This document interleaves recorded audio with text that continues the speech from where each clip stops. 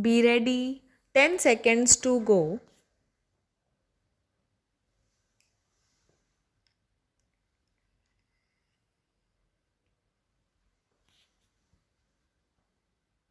Start.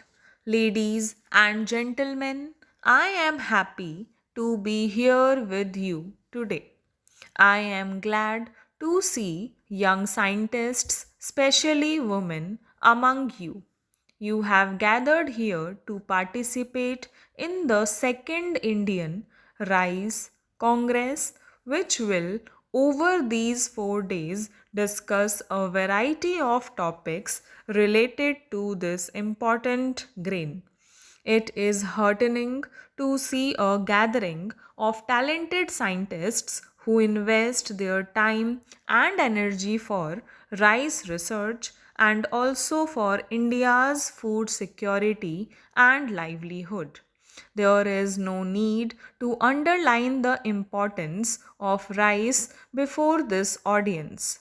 You know very well how rice is the cornerstone of food security in India and also a key factor for our economy. Rice also figures very prominently in our heritage and culture. Right from the Vedas, our ancient literature in Sanskrit and other languages have rich references to this grain and many varieties of rice. Many rituals and ceremonies of various religious traditions are considered incomplete without akshat, the unbroken rice, which is a symbol of prosperity and even the wholeness of life. In many parts of India, the first solid food given to a child is usually something made of rice. It also features in famous legends and myths. I am sure you remember many tales such as the one about Sudama's rice, which underlines the bonds of love between old friends. Rice is rightly called the grain of life. It arguably feeds more people than any other comparable food grain, especially in Asia. India, of course, has been the biggest exporter of the grain, helping people in other parts of the world ensure basic food security and also letting them savor different rice varieties. Ladies and gentlemen, though India is the leading consumer and exporter of rice today, the situation was different when the nation became free. The National Rice Research Institute was established in 1946, soon after the Great Bengal famine and just before we won independence. In those days, we were dependent on imports to meet our food requirements, and often the nation lived what was called a ship to mouth existence. If the nation could overcome that dependency and has become the largest exporter, a lot of credit goes to the NRRI. The institute has contributed immensely to India's food security and also to enhancing farmers' lives. For more than 75 years now, the NRRI has been working in these areas. India is proud of its rich biodiversity, and that includes varieties of rice too.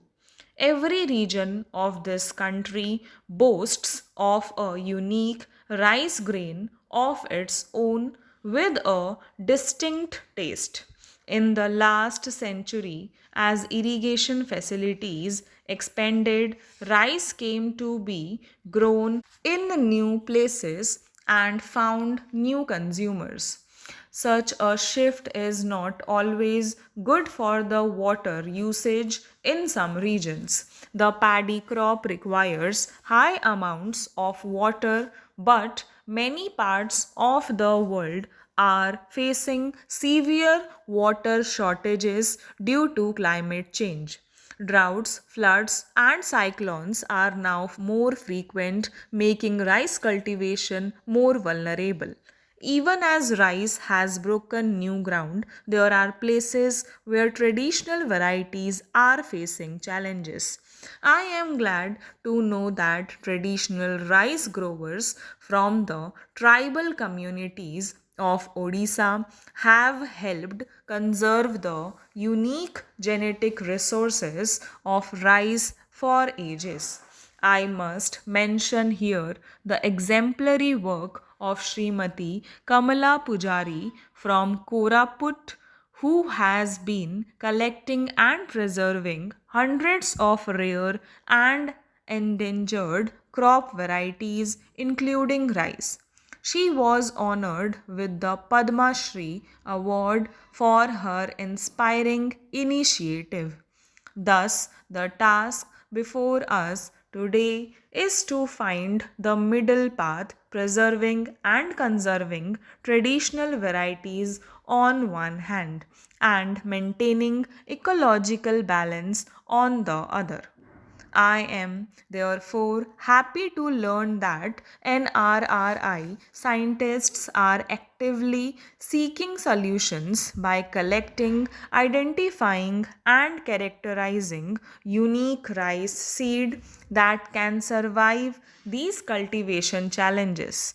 I am told that this Rice Congress has dedicated sessions to discuss those issues. Another challenge is to save the soil from excessive use of chemical fertilizers, which are considered necessary for modern rice cultivation. We need to reduce our dependence on such fertilizers in order to keep our soil healthy. I am confident our scientists are at work to devise eco friendly rice production systems. Ladies and gentlemen, as rice forms the bedrock of our food security, we must consider its nutritional aspects too. Large sections of low income groups depend on rice, which is often the only source of daily nutrition for them. Therefore, delivering protein, vitamins, and essential micronutrients through rice can help combat malnutrition. I am told it has developed India's first high protein rice called CR Dhan 310, which will help us in improving the country's overall nutrition profile. I am glad to learn that NRRI has also released a high zinc rice variety. The development of such bio fortified varieties is an ideal example of science in the service of society. More and more of such efforts will be needed to support the increasing population amid a changing climate in the country. Stop.